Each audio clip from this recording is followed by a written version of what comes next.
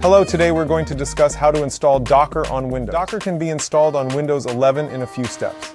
Begin by downloading the Docker software from the official Docker website. Please note that using Docker on Windows 11 is not suitable for the Windows Server operating system. As Docker is designed for Linux systems, you will also need a virtualization software such as WSL2. WSL2 is a free Windows subsystem for Linux. Step 1. Download Docker. Download the free Docker software from the official Docker website. Select the Docker desktop option for this. Step 2. Install Docker per click on the installation package to start the installation. Docker recommends that you have a virtualization platform such WSL2 already installed on Windows 11.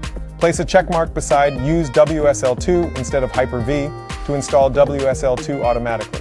Click OK to start the installation. Step 3. Install WSL2P. After you agree to the license agreement, Docker will show a reminder that you need to complete the WSL2 installation. Download WSL2 using the link in the Docker menu window to download the latest version. Open the installation wizard and follow the installation steps. After the installation, reboot the system to complete the Docker and WSL2 installation. Launch and test Docker Desktop. Follow the command on screen. Step 5. Use Docker P. There are some handy Docker commands which can make your work much easier. These include 1. Docker. List the available commands on the Docker command line interface. 2. Docker. Help. List the information about the corresponding command if you enter the command as. 3. Docker image ls. All. List the Docker images on the host system. 4. Docker info.